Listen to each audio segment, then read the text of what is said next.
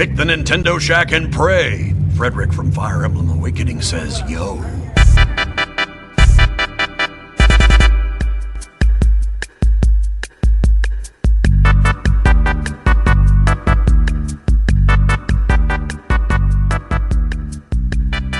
Greetings, Koopalings, and welcome back to the Nintendo Shack. We are recording on August 21st of 2019, and we thank you for tuning in to episode 95 of the Nintendo Shack podcast, where tonight we discuss Indie World, iRoll, and Gamescom. My name is Donnie Reese, and I'm joined here in the Shack by Nintensis Caroline. What's going on? Hello. It's the middle of the week. I'm glad that half the week is done because it's been a doozy. Hump day. Yeah. See, Shack is that recharge. We're technically over the hump on hump day. We're at the evening of the hump. Shack is the recharge. It Recharges you, gets you through the rest of the week. You know, I loved doing it on Thursdays because it was kind of like, okay, this is the early start to the weekend for me. But now, even though I go into the office on Thursday, like Thursday's my really busy day, it's kind of just like, okay, just do something that you want to do and then get it over with. It makes sense. I mean, I'd like to thank those that help produce the show. So thank you, Callo, Barry, Josh, Chris, Devin, Kyle, Benji, Paul, Joel, the professor, and Kyle and Devin. I was going to say Kyle, and then I saw Devin, so I said Kevin. Yeah, no, not Kevin. Thank you guys for supporting us over at patreon.com/PSVG, where last month we gave away PlayStation Classic. That may or may not have come with extra game. Don't say the rest of it. That's okay. I'm going to stop you right there. And DLC. And we record DLC this weekend, which I'm excited about it because I'm taking over. I'm taking over DLC. I'm calling an emergency dadcast. And hopefully... I'm not going to be on that. Hopefully, Coach Mo might be there. Oh, y'all can give him some tips. That's exciting. Y'all can give him some tips. Hopefully, Jason Lacey might be there. No way! It's possible. Oh my gosh. You never know. But you're going to scare everybody that doesn't have children your kid's age. Well, so I'm pretty sure everyone else had better parents than I did, so they can give me like their good lessons, like, hey, do this, don't do that. Fight this urge to say this and do that. Okay. But before we begin the show, Caroline, would you please give me a hard time? All right, so I'm going to ask, why are you downloading Dragon Quest demo when you're not going to play the full game to, like, the end anyway? I'm open to playing the full game to the end. Yeah, but you won't. I probably won't. I have no idea. Like, how long does it take to beat it? Like, okay, 200 hours? I heard that it's, like, you beat the game, but there's still another 30 hours after you beat the main story. It'd be interesting if I even play it for 30 hours. Oh, but, my I mean... God. So, I played Zelda for 300 hours. I've done it. I played Xenoblade for like 60 hours. I mean, I've 60. played games. You didn't even beat Xenoblade. It's too much. It's too long. It's not. It's too long. It's really not. Okay. I've given Donnie a hard time. If you guys want to jump on the bandwagon and roast him for not finishing a JRPG or an RPG or whatever it is. I finished Fire Emblem.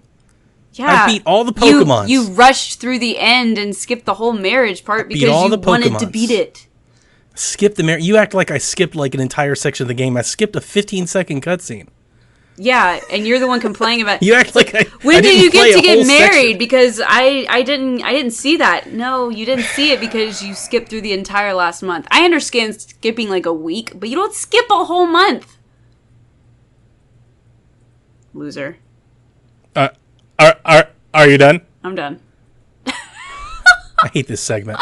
I love it. It's great. Why do we got to start Shaq on such a negative note? This isn't Kevin's show. This is Shaq. You're bringing the Shaq down. They liked it. They're supposed to be happy. Did they? Or did he? They do. Like, it was like three people. Like they like it. Okay. Caroline, what have you been playing? I've been playing Fire Emblem still. I still haven't beat Claude's Route. I've been taking it slow. Figure. And on top of that, Brian's kind of been stealing the Switch. And we have kind of like it's one thing if I were to get a second Switch, right? But we're playing the same game and I have a physical. So I'm not going to buy the game twice. But he is doing his own Edelgard route. I am kind of just milking it for as long as I can. Not to mention, I've been a little under the weather this past week, so I didn't even touch it. I haven't touched Fire Emblem since last Friday. I just haven't felt good. Like, I'm doing these glasses because I have, like, terrible headaches. I've had terrible headaches for, like, the past week almost.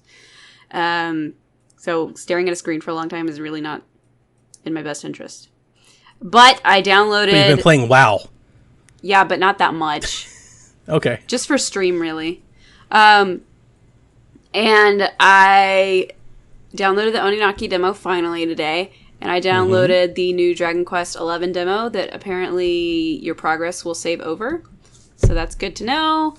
You guys should download it too if you're interested in that. And I probably won't be getting DQ11 next month when it comes out. However, I am looking for that Black Friday deal, hopefully. I think it will hit for Black Friday. You're not even going to play the whole game. I'm going to buy the game. I'm going to be there on day one playing the game. So, booyah. Yeah. You yell at me. Are you gonna download it, or are you gonna spend the money on it and then trade it in 2 weeks later? Who knows? That remains to be seen. But I'm giving them the money. I'm not waiting for it to go down in price. I'm supporting the developer. It's not a Nintendo first party. Wow. You're like video game racist. I'm not video game racist. All right, so you're video game racist. I have too many games right now that I know what to do with. No, that's true. I really need to finish the Claude route because you gave me so much crap last week because you only like Fire Emblem for the art and the memes and stuff like that. You're way into it. I'm into it because I like the game. Brian came to my defense afterwards. He's like, you like these things because you understand them because you've played the game all the way through. And I'm like, yes, thank you. But I didn't give you that much crap about it. I just said that every time you get real excited, it's about that and not the other thing. You're not talking about like the strategy and the gameplay. You're talking about the characters and the love interests and the voiceover. That's fine. I think it was at least a fair thing to say. I'm not going to walk that statement back. That's fine. But as I'm saying, I've seen a lot of art of female Byleth and Dimitri, and I think that like Claude is a nice side piece, right? Claude is good side piece. I think Dimitri is husband material. So I need to finish up Claude so I can eye patch Dimitri? Yeah. Because he's like hobo material. No.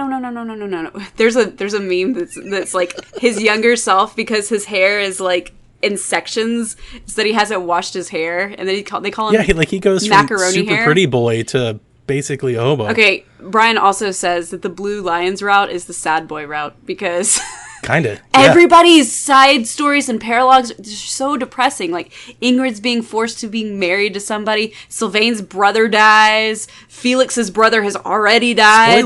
Spoilers. You're spoiling the whole thing. I'm just saying. It's been out for a month. It's been out for like a month now. Anyway. Now, we said that when Breath of the Wild came out and got all kinds of, still, to this day, get all kinds of crap about Kevin. There's no excuse. Not having finished it. There's no excuse at this point. No excuse. Sorry, Kevin, it's me. I'm deflecting, my own vitriol towards somebody else. I got to throw it somewhere else. So yeah, that's all I've been playing.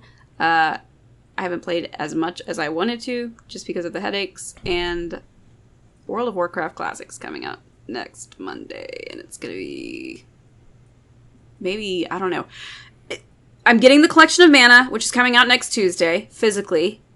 Mm-hmm. That's coming to my house. And then Astral Chain is next Friday. So I plan on playing Astral Chain day, obviously I'm going to go pick it up. We'll see. I've got too many things coming out, and I don't know what to do with them. Well, I'm going to go ahead and burn a question now, since it makes sense to throw this now. Okay. Donnie, did you enjoy your first experience forming romantic relationships in Fire Emblem? Will you continue that with the next game, or will you go back to just doing the story? That comes in from Grouchy Surge. Aww.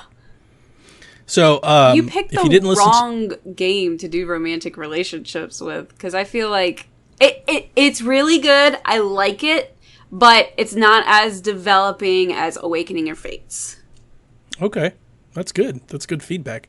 Because what I was going to say, if you didn't finish the spoilers for Fire Emblem, I don't think it was worth it. I do like how I feel like it's just kind of integrated. You kind of do it along the way. Mm-hmm. If you're doing the lost items and you're doing the paralogs, like I think naturally by the end of the game, you should have a couple people to get the little cutscene with. Yeah. Do I think it's worth it? And like, do I think you should know in advance all of the decisions that you need to take to get there? No, because I just don't think the payoff is worth it. Mm. Now, having listened back to our spoiler chat about Fire Emblem, one of the things that kind of bothered me about my own feedback was I felt like because you and I are so in sync, I think you knew exactly what I was saying, but I don't think I was doing a very good job of describing what I wanted it to be.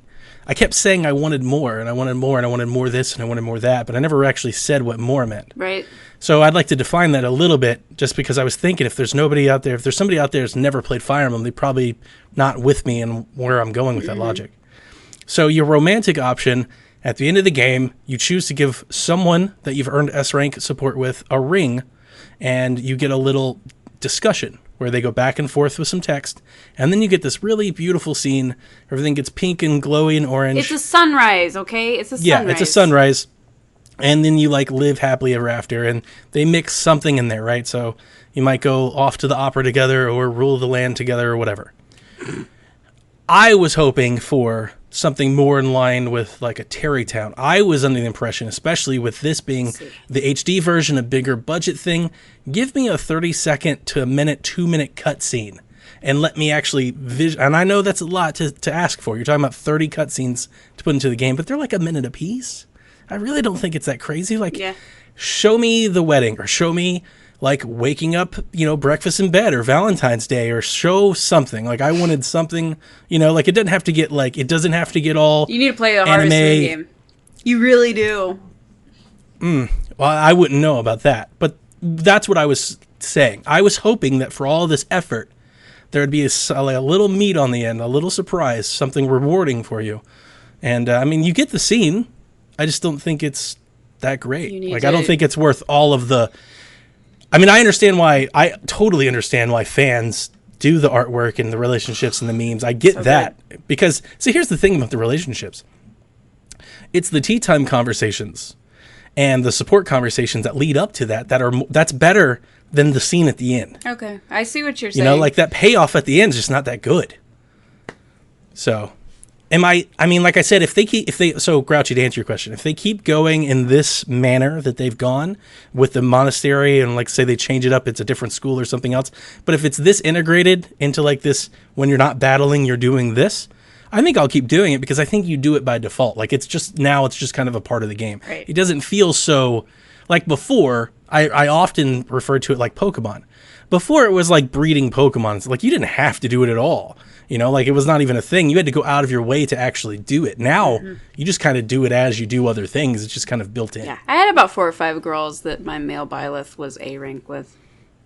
I do like that it does add a little replayability, a little different option, a little something to do. I mean, that's always a good thing. That's never a bad thing in a game. And I'm not down on the game. For those of you, if you came away with that impression, I like the game. I think it's a great game. I don't think it's...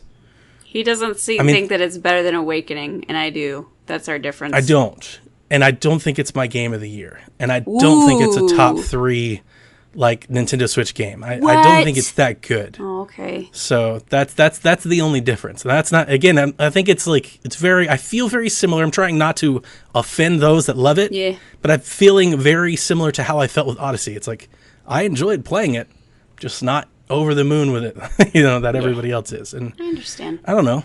Maybe I'll play it again. Now, I do want to talk to you something about that I have been playing, and that is Katana Zero. So I finished Fire Emblem. Like 2 months late. And we traded in, we got the new Switch and all that, and I had some extra credit. Right. And we had the Indie World, which we're about to talk about now, so I was getting some games, and I got, what's the one? Creature in the Well. And I'm very excited about that. But one of the other games that I got is Katana Zero. Now, this game came out, as you said, 2 months late to the party. I understand that. Mm-hmm. When we first saw this game, it's a hashtag Jason Lacey game. Right.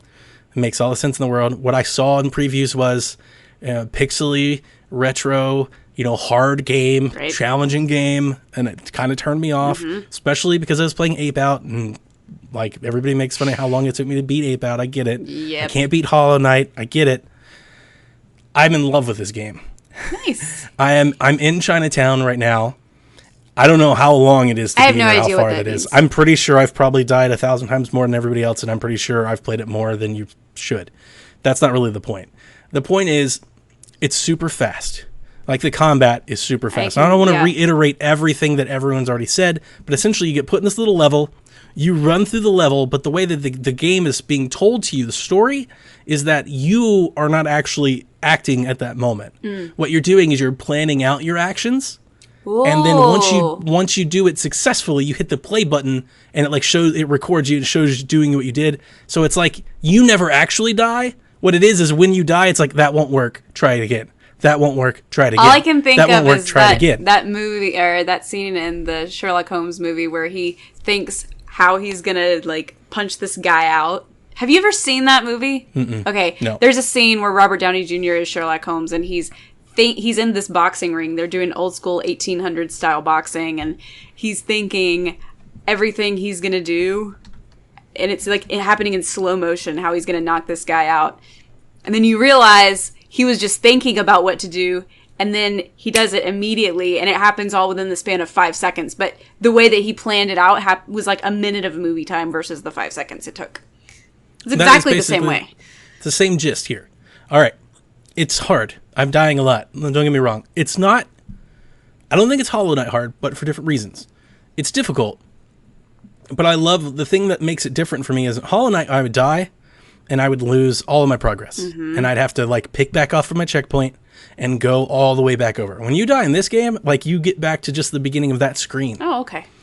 And because you could die and get back in so fast, and you can refresh it so fast, there's no load screen or anything. It's basically just, you're right back in, I'm finding myself getting really good at it. Okay. To the point where, like, let's say I died 10 times on level. The first one I may have died when I walked 10 feet. The second time I died when I walked 20 feet. By the 8th time I'm dying, I am just running through everything I've done before because I've played it over and over again. Right. It's like I'm being trained. That's how speedrunners do it. I'm being trained to play it better. Yeah. And like I can see it. I'm like, I'm getting better. And then you get into the point where I'm trying to run through it so fast and I start making dumb mistakes. I'm like, stop doing that. Yeah. The thing that sets this game apart from the other games, the reason I'm really, really into it right now, it's $14.99, by the way. It's $15.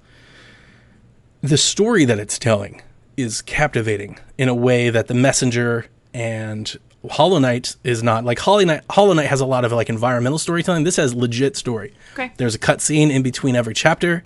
There's story and there's dialogue in the chapter. You meet new characters. You go back and forth. There's actually a really good story here. And for whatever reason, that story married with its retro 80s synth inspired very 80s color palette, and it's gorgeous, by the way. It's probably my favorite take on this kind of design. Nice.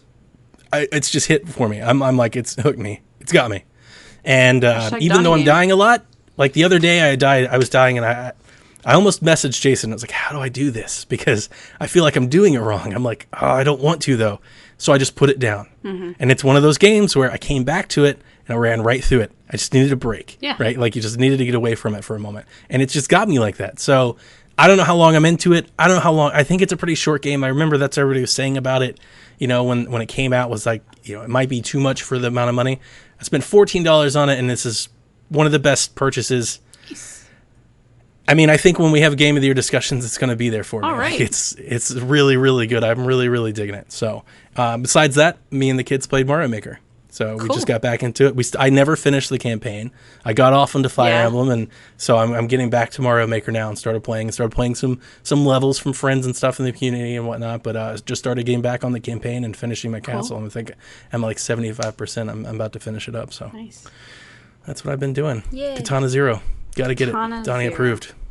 I'm thinking about actually getting Hollow Knight now that I've watched enough gameplay of it. I'm like, I don't know if my reflexes would be that good, but like, I've watched Jason.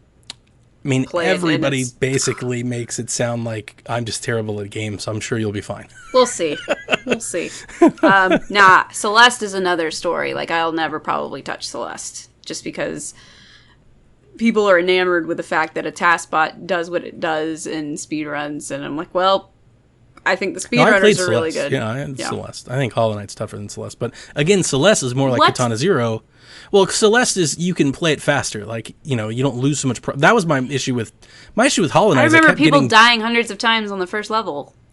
I kept getting beat by the Soul Master in Hollow Knight, and then I have to go all the way back to my save point, and then I have to make it all the way back there just to die again. There's only so many times you can do that for you. If I could just die and then pick back up or rewind and keep playing the Soul Master, I would have grinded my way through it. It's the go all the way back and start again. That's why I'm like, no.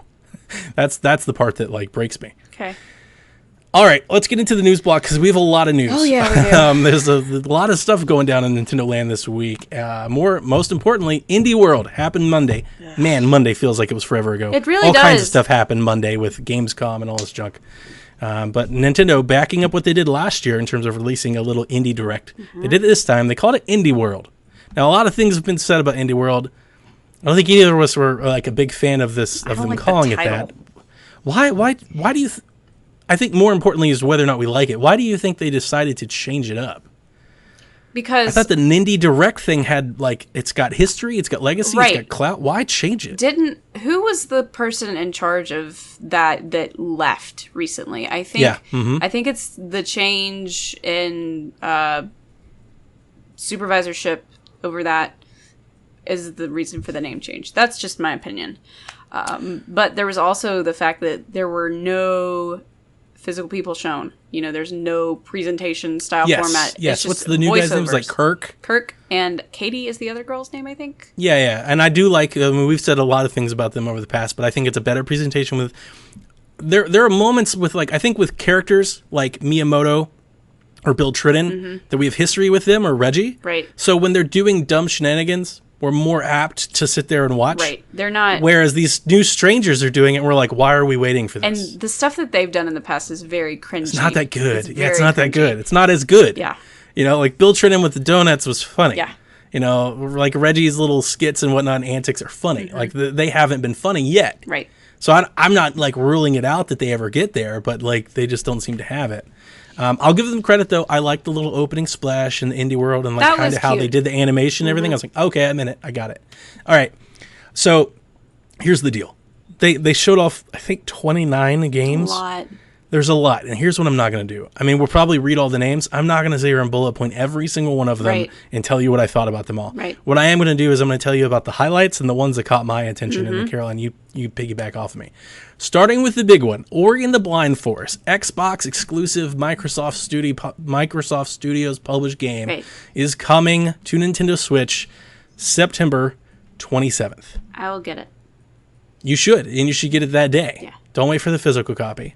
I want to wait for physical. Play Ori, and Ori is amazing. Now, and here's the other thing. We've said a lot of things about both these games since Monday. If you're interested in Hollow Knight, you should play Ori and the Blind Forest. Oh, I mean, I've wanted to play Ori for a long time just from the aesthetic. I like the beauty of the game. I think it's got a lot of... it reminds me of Miyazaki a little bit. It also reminds me of that other title that we've had from the Wii or the Wii U, Child of Light. It was Wii U. It has that kind of that same bloom, harsh light glow going. Does have a lot of the bloom lighting. Ori does.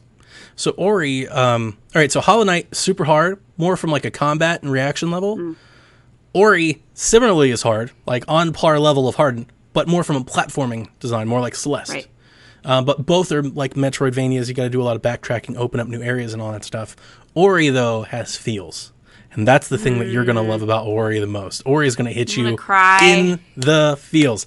I bet your first stream you cry. I'll make that bet. My first stream I cry? Oh, first stream you play Ori, I bet we have tears. Oh, great. Ori's good. Somebody dies. That's Ori's amazing. Ori is amazing, and I love it. I've been saying this for years. Basically, since the PSVG Podcast Network got off the ground, I've been saying if Ori was on any other platform, like if it was a PlayStation game or a Nintendo game, people would be fawning over the masterpiece that is Ori and the Blind Forest. But because it's on Xbox, I just don't think it resonates with their fans. Sure. Like their core. I'm not saying the Xbox fans don't like it. I'm an Xbox fan and I do. I just think like the greater Xbox community, right? They're not interested in Ori. Well, I remember this one and this experiences. The Sakuna of Rice and Ruin. Those are the two games that I was just like, why are you not putting it on Nintendo? Now we're finally getting the Sakuna game later this year, I think. It was a PlayStation exclusive. But yeah, I'm glad to see that people are double dipping, or they're finding that there's some worth to do it on a Nintendo console. Nintendo just has that kind of, I don't know. I'm just looking at my game room. Everything is so eclectic and weird. That's what I like about it. It's weird. All right. Equally as great, Hotline Miami, as we talked about a few weeks on the show ago when we were talking about Devolver and they were teasing and priming what was their next game. The Hotline Miami collection dropped out now. It's available right now on Switch. $25, $24.99. You get both games, Hotline Miami and Hotline Miami 2, which I bought instantly and I have played. That's actually, I should have put that in my played games. Yeah. I think it's because I've already beat it. I just didn't count it. Oh, okay. But I played it maybe 3 or 4 hours already. I love Hotline Miami. Hotline Miami is as featured in Travis Strikes Again, if you played that game. Oh. You might remember Hotline Miami has a little bit to play in that game. Apparently Suda51's a fan. Hotline Miami is great. It's unabashed violence. So if you're not into that, you wouldn't like it. But if you are, super fun. Hotline Miami is like the Tarantino of video games. That's a good thing. I love Tarantino. It's in there. I love it. Oh, it's so good. It's great. And for $25 to get both. The only thing that I did notice, I don't think this is like news for Switch games, but for an indie game, I don't think I expected the load times to be like, it seems like it pauses a bit it's a slow start to get into the game. So like you have a splash screen, you get to pick which game you want to play. Like clicking that option seems to take a minute, like 10 seconds or so to get to the next screen. And then to get into the game, it takes a minute. But once you're into the game, you start playing. It looks great. It looks crisp. It looks bright. It plays fast. It's Hotline Miami, the game that you expect to play. So I didn't have any other issues. But I only played it for a couple hours. Super Hot, also out right now, right away. It came out immediately. I believe it was also $25. And $24.99 for Super Hot. That might be an error on my part. That seems too high. Looks really, but maybe really that's the case. Primitive to me. I don't know how. Oh, really? Yeah, just it was those polygons with the shooting. Is that what that was? Yeah, it just. I mean, me and shooters are not the best of friends, but 2 hot games, huh? Yep. Those were the leaks, right? Those are the leaks that the games coming out were hot. Hotline Miami and Super Hot. I own Super Hot on Game Pass. I've never played it. I have it on VR, and I've never played it. Like, it's one that I'm not. I've heard people say how great it is and how amazing it is, so I'm open to playing it. But at the same time, I feel like it'd be a good VR game for sure. I think visually, it's never got me, so I've never today I'm going to play it. So I don't know. Risk of Rain 2 comes out summer soon. It's coming out summer, in the next. I don't know, 4 weeks? Is that if they're going to hold to that? If they've got, you've got until September 21st or whatever first day of fall is. Yeah. So here's the thing. I looked this up because I've heard about this game, and the day before the direct the day before Indie World came out, this game leaked. Like this game was like Risk of Rain 2 is hitting Switch and it's going to be announced tomorrow.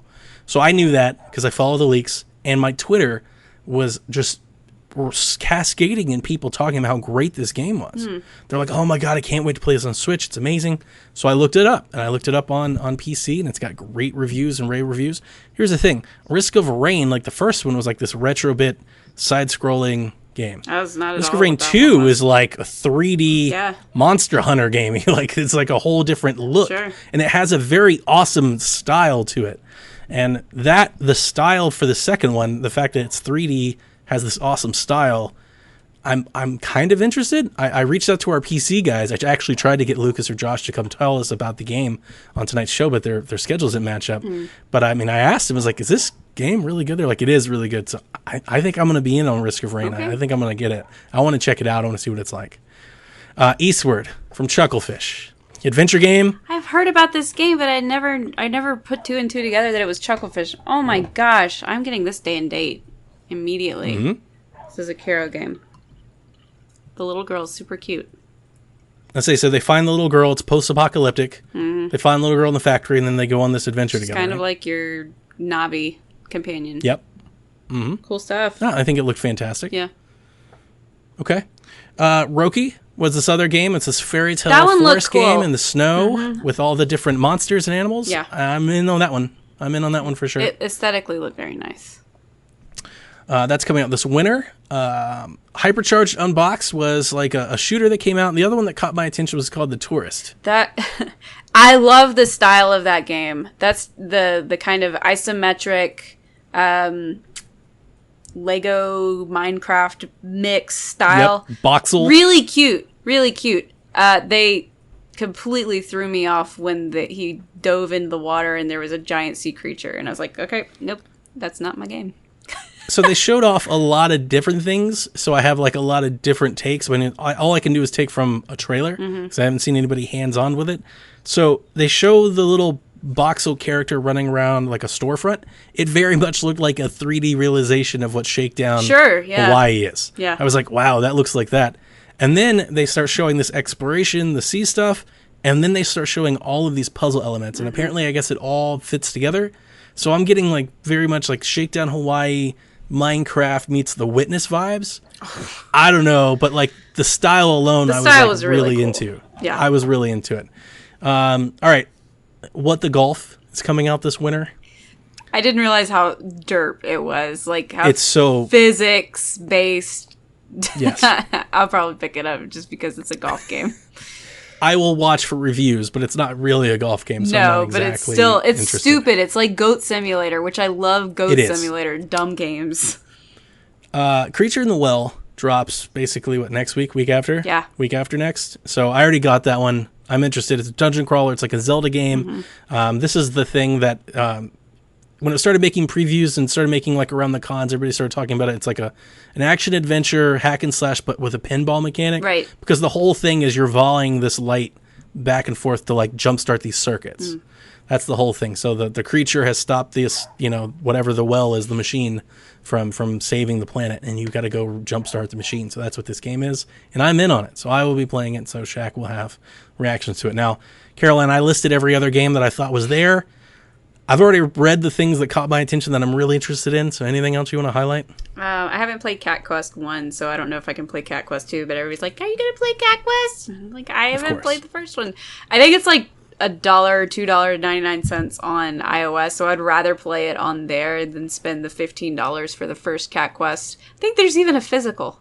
But I'd rather just do an iOS thing and do it from the Best Friend Forever dog game. Everybody was like the dating sim. It's basically Doggo Sim, that one. So what is it? You date somebody, and then you have to befriend their dog. I got that it is sort of a dating thing, but yeah. No, like you actually date another person. Right. That's the game, but you also have to befriend their dog. Right. The little Shiba, or whatever. It looks cute. Everybody was just like, oh my god, dog game. What was the other one that was on there that had a dog in there? Am I just forgetting this? I can help you there. All right, there was another game that had a dog in it that was shown directly after the Best Friend Forever game. Anyway. Oh, Roki had the wolf in it. I don't know if that's what you're thinking about. I don't know. Okay. All right, so there are a bunch of other games here. Look, I'm not trying to bury them or not give them any spotlight, but this happened on Monday. I'm sure if you have a Switch, I'm sure you saw, or you can check it on YouTube. There's just a lot of games here. I don't want to go through every one of them, but those are the ones that caught my attention. Those are the ones I'm going to play.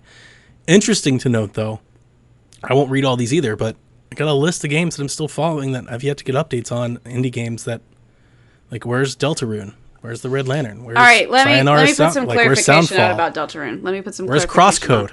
Deltarune Chapter 1 was released last October 31st on Halloween as Toby Fox's way of teasing the community, hey, I'm working on this next game that's kind of an alternate universe to Undertale. He just released Chapter 1. The full game is what's going to be released next. It's not going to be a chapter-by-chapter installment. I can probably guarantee you he's not going to release it in chapters. He's going to release the full game for a price when it's ready. And I would say that we're probably not going to see the full Deltarune game for another year or two. Okay. Knowing how long but Undertale was. Where's Crosscode?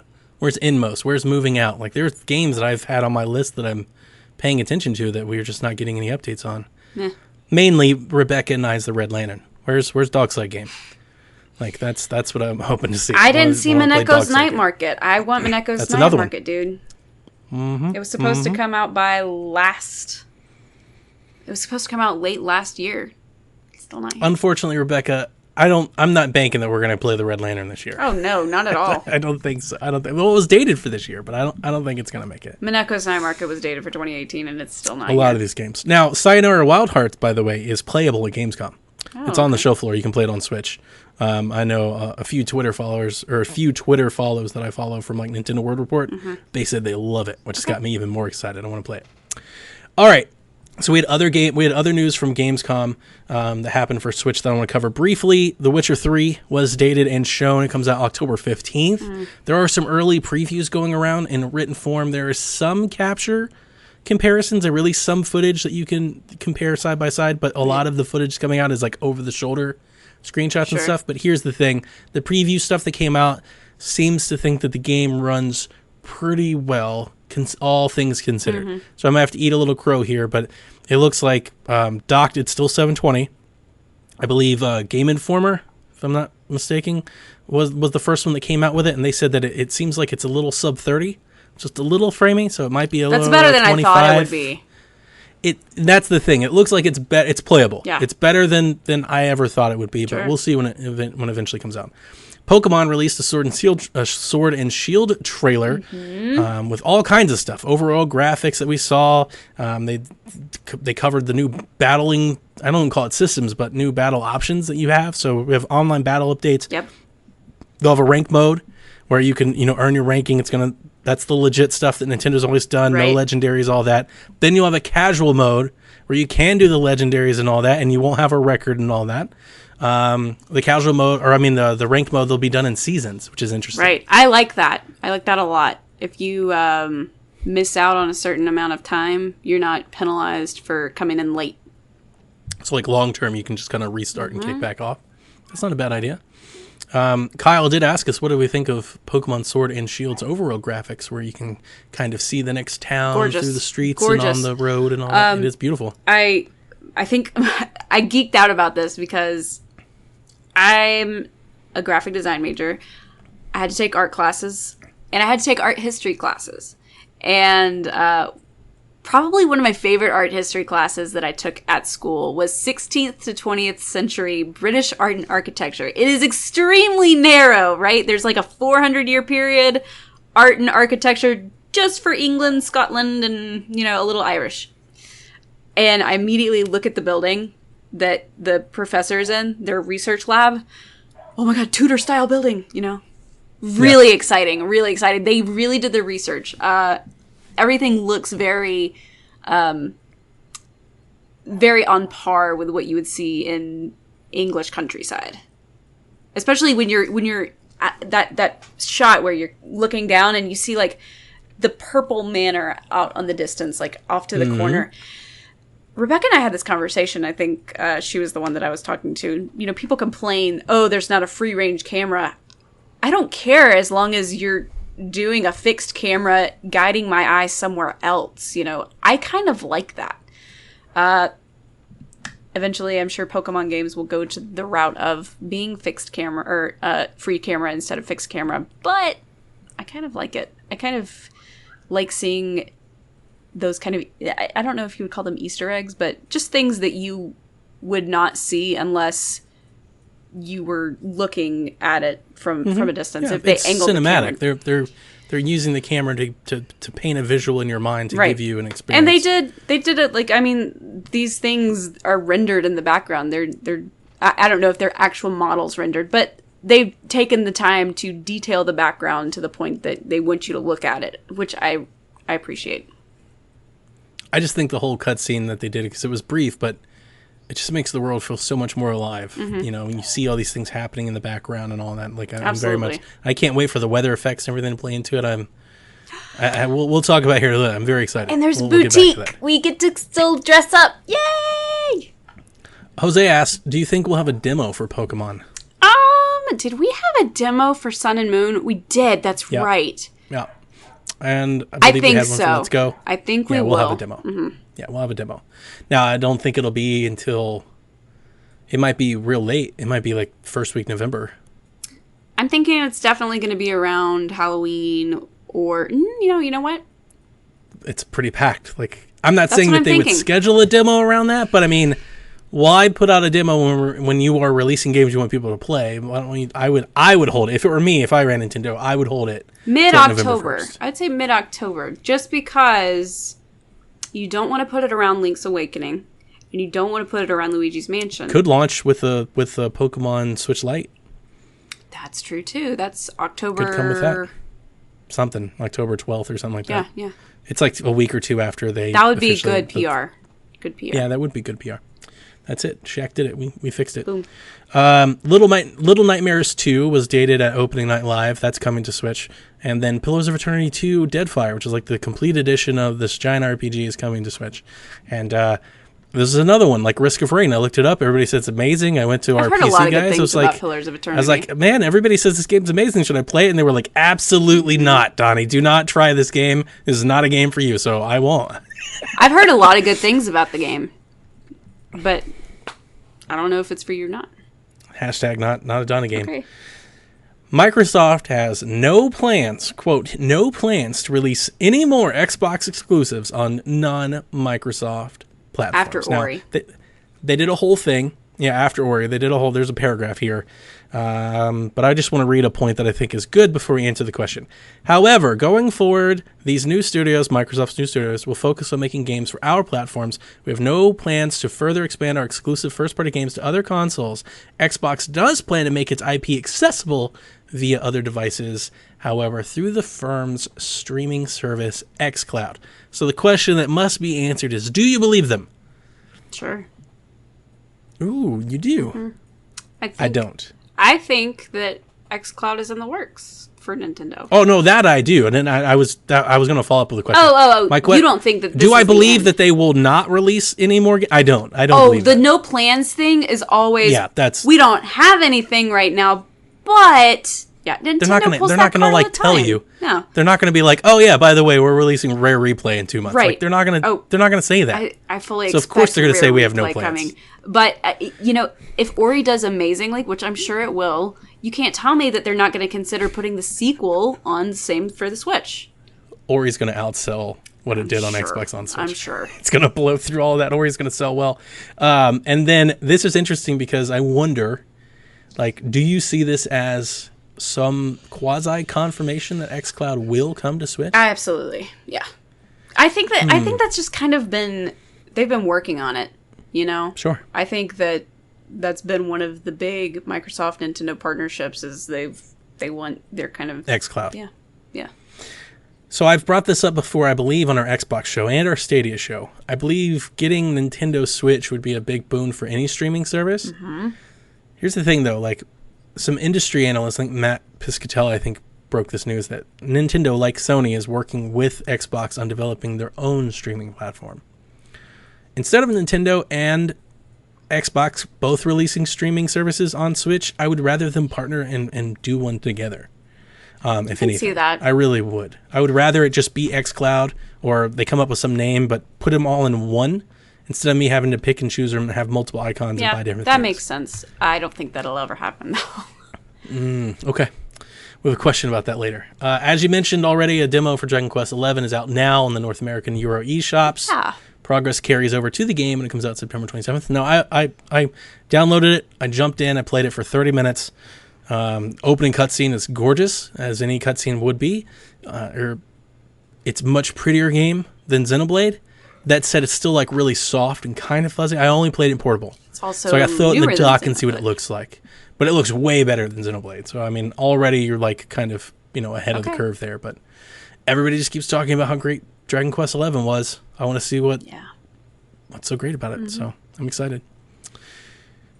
Last week when we went off the air, There were a lot of reports and rumors and back and forth about Nintendo possibly having a Nintendo Switch trade-in program. Some Redditors claimed that they had recently bought the old Nintendo Switch versions before the new Nintendo Switch versions hit shelves, and they'd called Nintendo and they got replacements. Now they've got case numbers, they've got shipping notices, they've got pictures of both systems. Seems legit. Long story short, people called Nintendo, they started putting them in. All of a sudden, Nintendo gets official word, they confirmed it, and then they retracted it. Like the next day, they were like, this is absolutely not true, it's not the case, we're going to fix our customer service. And then if you keep following the story days later, they're still taking claims. Right. So it seems like this is something they're doing on a case-by-case basis, and it's not something that they want the public to know is like an established program. So if you bought a Nintendo Switch, was after July 17th? Yes. Yeah, so if you bought one the last week and you got the old model, like, give them a call. I bet if you yell loud enough, and they'll send you a new one. So that's good stuff. That's it for the news. Dun, dun, dun, dun. Now, we're going to get into our chat questions direct from you. And I'm very excited, but before I read off the first question, I want to say I'm very, very excited and thankful and grateful that everybody heeded the call and sent us questions. Yeah. I can't tell you how... I love when we get questions, too. The little boost that we get as podcast hosts when we see that people want to hear us answer a question or a topic, or that you're engaged, that you want to, anything, whatever anytime you ever provide us feedback, it's just encouragement that what we're doing is good and you like it. And some weeks, shows will put out questions and get nothing. It's just crickets. Yeah. And I understand that everybody's busy. But today, we got like 13 questions. The questions raining in from everywhere. We've got questions everywhere. So I just want to say at the top of this, before we get there, Shell Shock, I love your question. It's actually kind of key to some things that we have in the works, so we'll save it for next week. Dev, we're going to save your question for next week. Skinny Matt, Backlog Odyssey, and Ryan, save your questions for next week. We will get to them. Please don't feel bad. We've got them listed here, but we had 13 questions. We're already at 50 minutes. Like, we can't go 13 questions. 13 questions is basically an AMA. It'd be a whole other podcast if we just did all 13 questions. But thank you so much. Seriously. Yeah. Seriously. I'm trying to be more genuine than I usually am. Thank you so much for sending in questions. It means the world. I mean, because, I know every podcast thanks people that do things. I really wanted you to know that I really mean it. Okay. Don't make them cry. So we answered Grouchy's. Kate wants to know, what would it take for Nintendo to put one of their games on an Xbox platform? Getting back to what we just talked about. Ooh. I don't know if it can be done. xCloud. So that's what I want to say. I think if Microsoft said, they'd have to reach a deal, right? Microsoft would have to cut them for every subscriber that we get, we'll cut you a penny. But here's the thing. I agree with you, but not all the way. I kind of agree with you. They'll give you Mario and Sonic at the Olympics. So no. Well, okay. Hang on a second. Let me walk this back a bit. Let's say xCloud has a base fee. We don't know what xCloud is yet, so it's hard. But let's say $20 a year, you could just stream all of your Xbox games for free, right? Let's say Xbox puts the xCloud on Microsoft stuff, on PC, and on Switch, right? They put it on Rokus, they put it on smart TVs, you can do it on Apple TV, right? Because they want to put it everywhere. Let's say if you have a device that can do xCloud, for $5 a month, you can also do select Nintendo games. I'm thinking virtual console. This is I'm thinking old stuff, not new stuff, not anything close to being new. Right. I'm thinking Super Mario World, Mario Bros, Kirby Dream Course. I could see a world that exists where Microsoft goes, hey, we'll take care of all the technology, we'll take care of all the customer service, we'll take care of everything. Just give us some of your old ROMs and we'll cut you this piece of the pie. Like, to be quite honest with you, who says no to that? Yeah. Why would Nintendo not say no to that? Because it's streaming. At any point, they could take it away. Sure. They could just be like, no. Like, it could be a limited time deal. Basically, they would be licensing a select amount of their content to be available somewhere else. And Microsoft's doing it. They'll take care of the servers. They'll take care of all the stuff that's overhead Nintendo doesn't have to do. I would do that if I were Furukawa. I would do that in a heartbeat. I'd be like, yeah, put Mario World on that thing. Give me $5 a month. Sure. Okay. I think that's a good idea. Crazy? It's just, I don't think that they're ever going to give them their IP. I think you're right. I mean, I that's Nintendo's value is in their IP, more so than any other company. That is their value. But I could see like maybe a game or something, or like what about? So one of the things that came to mind is what about Cadence of Hyrule? Like it's got Link in there, but it's not really a Zelda game, and actually kind of somebody else's thing. What do you think about IP. that? They can't. What about Mario Rabbids? Nope. You know, like what about something like that? Nope. No. That's why I said Mario and Sonic at the Olympics, but that's even still stretching it. By the way, we didn't put that in the news. They have the 2D courses. I know, that's really cool, by the way. It's super cute. It's still not enough to make me want to buy the game, but it's super cute. What I said is that it's a nice way of freshening up the series. You know, it's just been, it's another Olympics game. Woohoo. Well, they've got 2D in it. I need golf and football and basketball. I need better sports. That's the issue. The sports are 100 meter, 400 meters, diving, swimming. There's like Big Bowser on a little horse. There's like 4 sports in the entire game that I actually am interested in playing. So I think they have like a wrestling, a boxing, a soccer, and skateboarding. Like those, I'm like, oh, that's cool. Like I would play those. I would legit play those games. Everything else, I'm like, who wants to throw a javelin in any game? What is it? It's like tap A as fast as you can for 10 seconds and then see what happens. Like that's not really a video game. It's outdated. Like Track and Field 2020. Old. You're right. It's like no, nobody wants to do that. All right. Drew asks, with Sony buying Insomniac Games this week, talk about biggest news story of the week. Should Nintendo be buying studios right now? If so, who?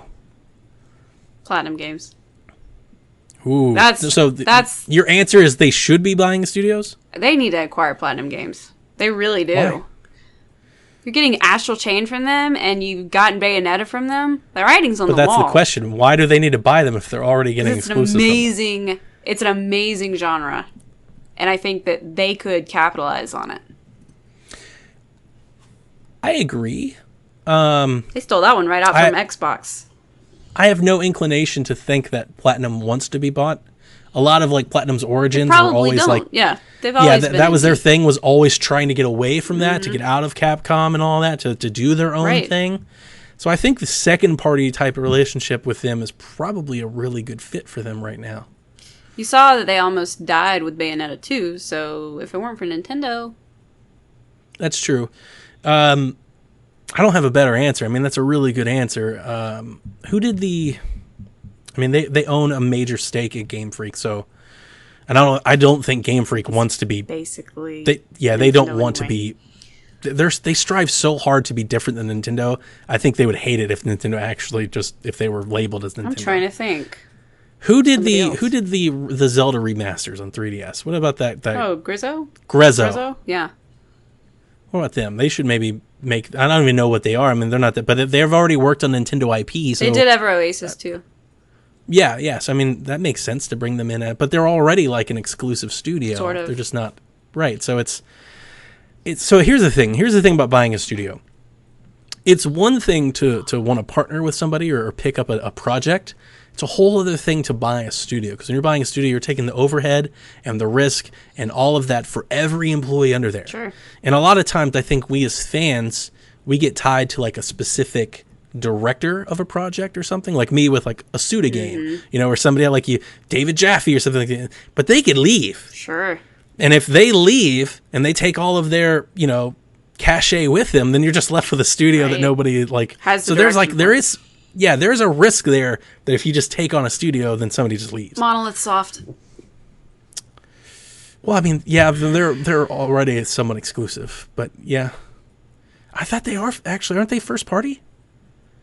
I think doesn't Nintendo own them? I don't think so.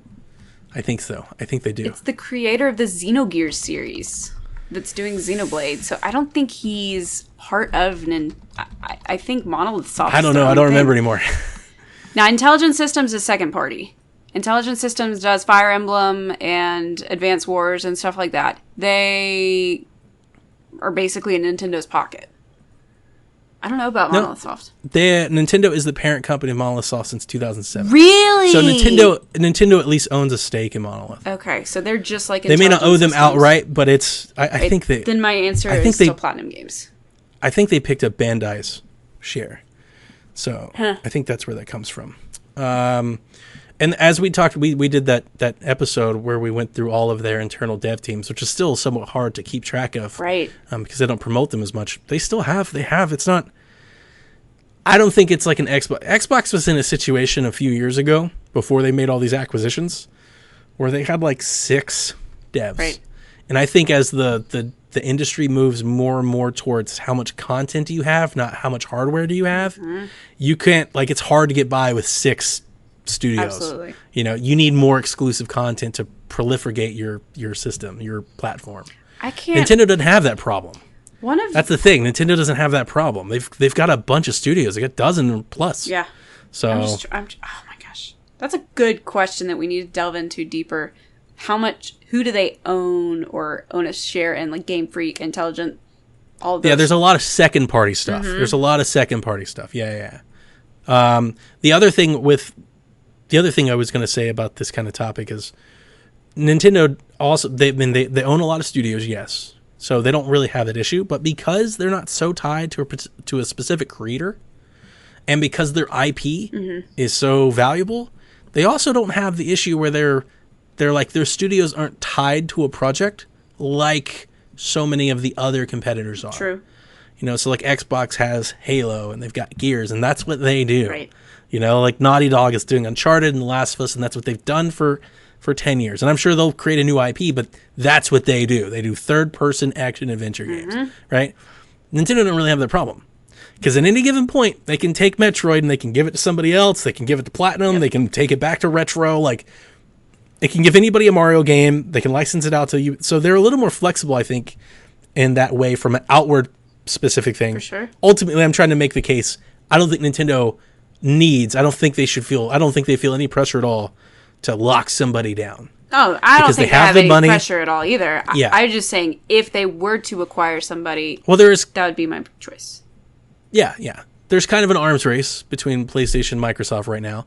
And I just think because of the IP and because of the studios they already have, I don't think Nintendo actually has to go down that route too much. No, I think they're okay. But it would be interesting one day if, as all these platforms and the rise of streaming come, it's going to be very interesting to see where folks land. I've always said, if anybody, I think it would make more sense for Nintendo to just make games and then license them out to other platforms. I know, but I want my Nintendo consoles. Well, I'm thinking in a console-less world. I know. Down the road, that's kind of what I'm thinking. Stop. But great question. Yeah. Thanks, Drew. All right, so we got a hype check for the next 2 questions. Okay. So let's read Kaiju's first. Astral Chain hype rating on a scale of 1 to 17. Super specific. I don't know. 17. And Astral Chain general thoughts and impressions.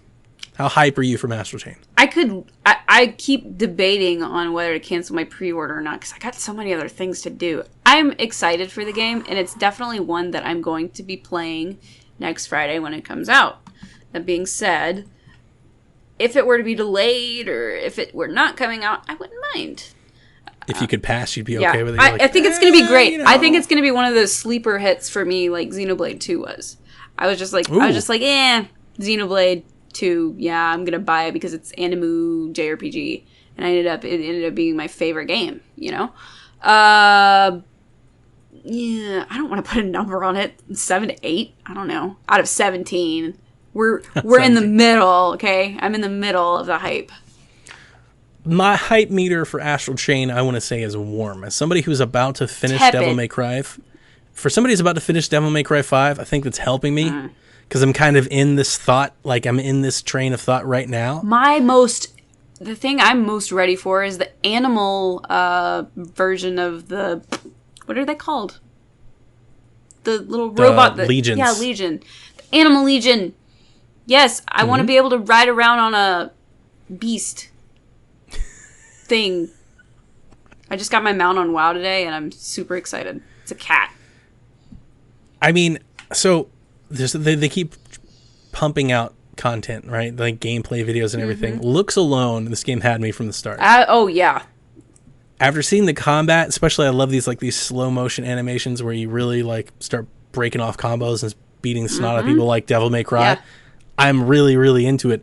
My only concern, I think my only trepidation is story and this in-between battle stuff where you're walking around and looking at files and stuff. See, I like that. That's like Fire Emblem looking around. But it can be good or it can be bad. Right. So that's the thing. Like is it going to be good or is it going to be bad? I like the investigative fetch quest part. I know you guys can't, most people can't stand that, but that's what I love doing in Xenoblade the most is the side quests. I actually would agree with you there. Actually, that's probably my favorite part of Xenoblade too. Nice. I always want them to be a little more involved. I wish they were like positioned around battles or things, not just like run to the point, collect the point, and come back to the other point. Okay. Like, because then you're just walking. I want to be doing something while I'm doing it. My concern is that it's going to be, not that this is a bad thing, but the Muspelheims and the Alfheims and Bayonetta, like those little portals that you can go off to and do the one-off defeat X amount of bosses in X amount of seconds type thing. Those seem a little bit off the beaten path and not tied to the story as much. You may or may not encounter them. I do find myself going back through Bayonetta levels and trying to get all of them if I have missed them. Kind of like how I try to pure plat everything. But I don't know. We'll see. I think it's going to be different enough from Devil May Cry and Bayonetta that... Oh, it's going to be just by the chain by itself. Like, sure. It's a different take on combat. But I'm still expecting that hack and slash experience. Yes. Yep. And I want to know, like, how do the menus and systems work? Am I upgrading things? Are they degrading? Do I have to rebuy them? Is there, like... I want to know that type of stuff. I have listened to a few early previews. I'm very excited for the review cycle. I haven't listened to any reviews I imagine they'll yet. drop Monday, Tuesday. Some of the reviews that I've said is that the game is just, like, super anime. Yes! That's what I love. I remember Kind of Funny did I think an hour on it this week. They just talk about how super cool it was. It's like Dragon Ball. It's like all these it's got a lot of this tropey stuff in there. Ryan hasn't been on the ball with this. He's like, I don't see the allure of this one at all, but the anime aspect will suck him in. And I think that's the part that they're kind of holding back on. Yeah. I think that's what they're trying to keep reserved. I'm telling you, sleeper for the hit. Actual game to release. It's going to be sleeper hit. Could be. It could be. We'll see. We'll see soon enough. I tell you, watching even just portable gameplay over the shoulder, it looks so good. Yeah. Like, I'm so into like this Gundam-esque, like light. Oh, I love it. So good. So good. All right. Last question, still a hype check, comes from Sean Capri. Rank your hype of the following games. These are in his order. Link's Awakening, Animal Crossing, Astral Chain, Pokemon, Luigi's Mansion. He mentioned you could throw another game in there if you want. Ooh. But I think it's just kind of like on the near horizon, big releases, like rank your order. Animal Crossing number 1. Pokemon number 2, just because I love Pokemon. I'm thrilled. Link's Awakening at number 3. Number 1 because it's Zelda. Number 2 because it's a Zelda game that's already been out. It's not anything new. Number 4, Luigi's Mansion 3. Number 5, Astral Chain. Video game racist. What? You just side with all the Nintendo properties. No. Okay. I just said how I was like in the middle of I know. I'm just teasing you. My favorite game franchises are Zelda and Pokemon. That said, Pokemon, Link's Awakening, Animal Crossing, Astral Chain, Luigi's Mansion. I love Luigi's Mansion so much. I think all of them would be higher than Dragon Quest for me now. Okay. Pretty sure. And if I threw in any of these indie games, like these indie games could definitely get higher than Luigi's Mansion if I knew that there were dates on them. I'm looking to see what else. Oh, let's throw Rune Factory 4 in there. I put Rune Factory 4 special between Link's Awakening and Pokemon. Yeah. So, like, I'm thinking, I wouldn't go that far with Sayonara Wild Hearts, but, like, After Party, like the Oxenfree follow-up game, I'll throw I might Shantae. be more hyped I'll for throw that. Shantae in front of Zelda, too. I would throw Shantae in front of Luigi's Mansion. You put Luigi's Mansion last. I mean, yeah. I mean, I'm not saying... I mean, I'm buying it. I'm going to play it. I'm excited to play it, but I'm not... I know. Yeah, I'm not... I mean, we've talked about that. I'm not, like, enamored with the Luigi's Mansion concept. I got you. I'm hoping it's more, like, scary themed. If it was, I'd be more into it, you know? It's more like Casper the Friendly Ghost stuff. Yeah, and that's why I can play it, but I still... When the first game for GameCube came out, I still couldn't play it at night. I know it's Luigi, and I know it's Mario and Luigi, and it's Nintendo. So I mean, I'm not expecting anything like crazy. Don't get me wrong, but like Luigi's Mansion is like it's like more so a kid's game than most. All right. You know? I can't do horror, so this is as close to scary as I get. There are some jump scares in Luigi's Mansion that literally make me jump. So that's in. Again, thank you for so many questions. Yeah. We still have a list of questions to get to. Don't stop sending them. Please keep sending them. Like, even if we have to save them for the next week, we love seeing it. We love seeing the tweets. We love the conversations start like Sean asked us to rank these. 5 other people ranked them themselves. That's the type of stuff we love to see. So please do all that stuff. Okay, that'll do it for this week for us on the Nintendo Shack. Next week we will be back, and then the week after we might have a special surprise for you. Tonight marks the first episode of the Nintendo Shack went live on Twitch, YouTube, Mixer playing Nintendo, and Periscope. So you can just watch us on Twitter. Everywhere. You don't have to, like, go to the other things, all the stuffs. So if you ever wanted to watch the live show, but you never got the account or you didn't do Twitch or anything like that, go subscribe to one of the other things. You can do that. And I think that'll do it. Sure will. Anything else you want to say? No, man. Pray for me with that'll WoW. do it for us. And we'll see you next week, Kooplings. Bye.